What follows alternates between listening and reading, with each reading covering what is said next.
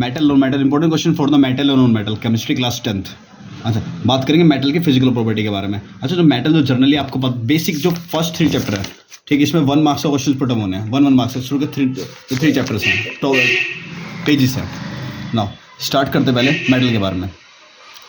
आपको पता चल जो मेटल जनरली हार्ड ही होते हैं, ठीक। अच्छा, 1 मार्क्स के क्वेश्चन से ले लेते हैं। अच्छा, डेफिनेशन आपको पता होना चाहिए, मालेबिलिटी, डक्टिलिटी, सोनोरस। मालेबिलिटी, डक्टिलिटी, सोनोरस, इसके बारे में पता होना चाहिए। सेकंड वन आपको 1 मार्क्स का क्वेश्चन कौन सा? अच्छा, गुड कंडक्टर के बारे में पता होना चाहिए, good conductor, bad conductor, metals के। नाउ बात करें कुछ मेटल ऐसे कि कुछ मेटल होते हैं, गैलियम और सीजियम हो गया। गैलियम और सीजियम जो ऐसे मेटल होते हैं, it's very low melting point होता है और they will keep in your palm, then melt. ऐसा आयोडीन है, आयोडीन एक नॉन मेटल है बट वो लश्चर होता है। फिर भी जनरली जो नॉन मेटल होता है लश्चर नहीं होते, बट जो आयोडीन है लश्चर होता है, शाइनी से सरफेस का होता है। नेक्स्ट बात करें यहाँ पे कुछ एल्कली मेटल होते हैं, जैसे लिथियम, सोडियम, पोटेशियम। ये ऐसे मेटल है जो बहुत ज़्यादा सॉफ्ट होते हैं, दे इजली कट विथ नाइफ। कि जो मेटल होते हैं जनरली हार्ड ही होते हैं, इसलिए।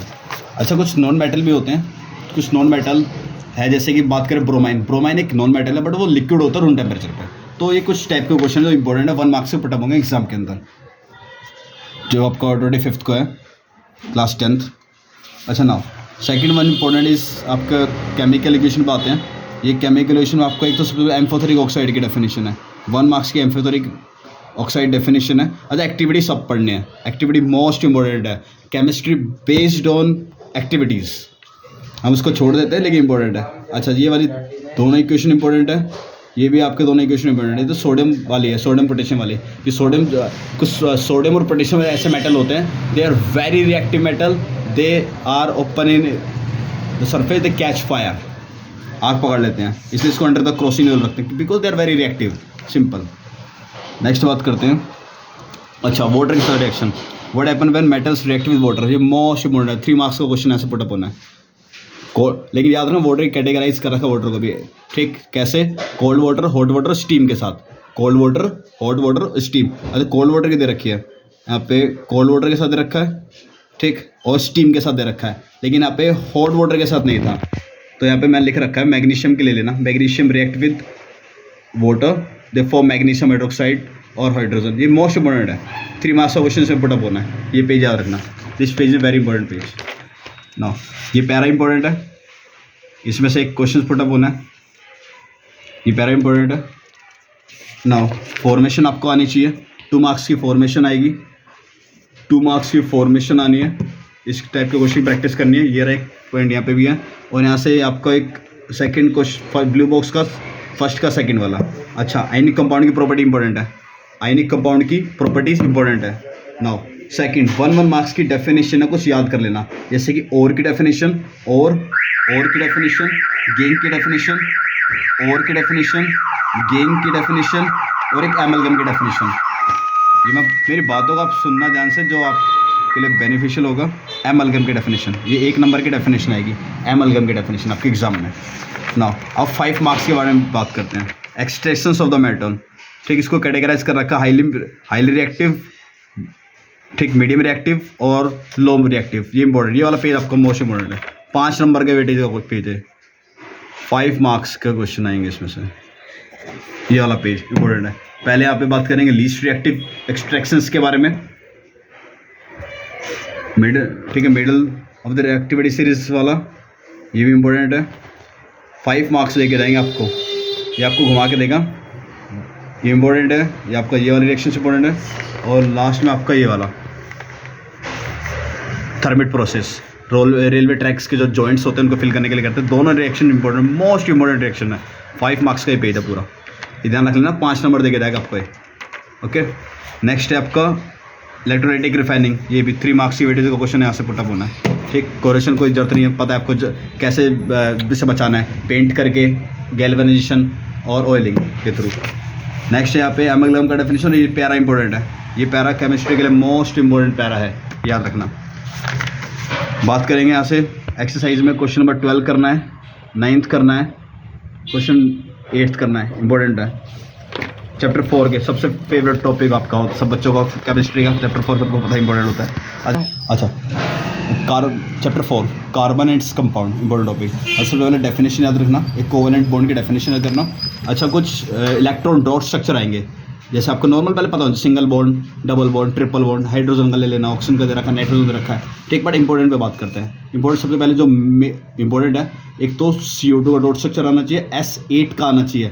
CO2 S8 का इंपॉर्टेंट स्ट्रक्चर है जो कि आएगा एग्जाम में, ठीक, 2 मार्क्स में। अच्छा, ये टॉपिक इंपॉर्टेंट है, यहाँ से इस पेज से क्वेश्चन पुटअप होता है। ये रहा ब्लू बॉक्स का एक क्वेश्चन है, ये रहा question number 2। What are the 2 properties of carbon which lead to huge number of carbon compound we see around? किसकी वजह से दिखते हैं इतने ज़्यादा? एक तो कैटेनेशन और इसकी टेट्रावैलेंसी की वजह से। ये मोस्ट इंपॉर्टेंट टॉपिक है, ध्यान रखना, ये इंपॉर्टेंट है। सैचुरेटेड अनसैचुरेटेड आपको पता होना चाहिए। सिंगल बॉन्ड को बोलते हैं सैचुरेटेड, अनसैचुरेटेड क्या होता है, अनसैचुरेटेड क्या होता है, डबल और ट्रिपल बॉन्ड वाले जितने भी कार्बन कंपाउंड्स होते हैं, it's called unsaturated carbon compounds. ठीक, नेक्स्ट बात करेंगे कुछ स्ट्रक्चर और भी। बेंजीन का स्ट्रक्चर इंपॉर्टेंट है, कहाँ गया बेंजीन? बेंजीन आपको आना चाहिए। साइक्लो वाले सारे केस आने चाहिए, साइक्लो वाले सारे केस आने चाहिए। अच्छा, येलो टेबल आपको आनी चाहिए, येलो इंपॉर्टेंट है। येलो, ग्रीन और पिंक तीनों इंटरकनेक्टेड है, तो तीनों का स्ट्रक्चर आपको आने चाहिए, तीनों से चीज़ें फॉर्म होंगी, जैसे methane, ethane, propane, butane, pentane, hexane. Alcohol group, aldehyde group, ketone group, carboxylic acid group. ठीक है, यहाँ से और एक पिंक टेबल, तीनों इंटरकनेक्टेड है, तो पिंक वाली मोस्ट इंपॉर्टेंट है, आपको डेफिनेशन आपको आनी चाहिए। अच्छा, यहाँ से क्वेश्चन और आता है, कहाँ गया? होमोलॉजी सीरीज की डेफिनेशन, होमोलॉजी सीरीज की डेफिनेशन याद करना, और एक आइसोमर की डेफिनेशन भी इसी के अंदर है, आइसोमर की डेफिनेशन भी आपको याद रखनी है। अच्छा, तो स्ट्रक्चर, ये टेबल मोस्ट इंपॉर्टेंट है, आधी केमिस्ट्री तो यही खत्म कर देती है। तो बात करेंगे यहाँ पे सारे क्लोरो ग्रुप आपका, ब्रोमो ग्रुप आपको पता होना चाहिए, अल्कोहल ग्रुप, एल्डिहाइड ग्रुप हो गया, कीटोन वाला स्ट्रक्चर आपके हो गए, कार्बोक्सिलिक आपसे हो गया, एल्केन वाला हो गया, एल्काइंस वाला हो गया। ठीक, अच्छा, नाउ क्वेश्चन नंबर 4 इंपॉर्टेंट है, 5 इंपॉर्टेंट है। अच्छा, क्वेश्चन 4 और 5 से रिलेटेड क्वेश्चन के एग्जाम में आएंगे। और नाउ कंबशन रिएक्शन इंपॉर्टेंट है, 2018 के एग्जाम में आया हुआ क्वेश्चन है कंबशन रिएक्शन का। ठीक, नाउ नेक्स्ट क्वेश्चन ऐसे इस पैरा में से भी आएगा, why the bottom of the cooking utensils getting blackened, इसमें एक क्वेश्चन आता है, इंपॉर्टेंट है ये पैरा भी। अच्छा, एडिशन रिएक्शन मोस्ट इंपॉर्टेंट है, 2 मार्क्स की वेटेज की रिएक्शन है। अच्छा, एडिशन को हाइड्रोजनेशन रिएक्शन भी बोलते हैं, एडिशन रिएक्शन को हाइड्रोजनेशन भी बोलते हैं, मोस्ट इंपॉर्टेंट है। इसके बाद लेंगे 5 मार्क्स की वेटेज के क्वेश्चन। इथेनॉल की प्रॉपर्टीज आपको पता नहीं चाहिए। दोनों रिएक्शंस इंपॉर्टेंट है, एक तो सोडियम एथोक्साइड फॉर्मेशन की और एक इथीन फॉर्मेशन की। 5 मार्क्स का क्वेश्चन इसमें पुटअप होना है।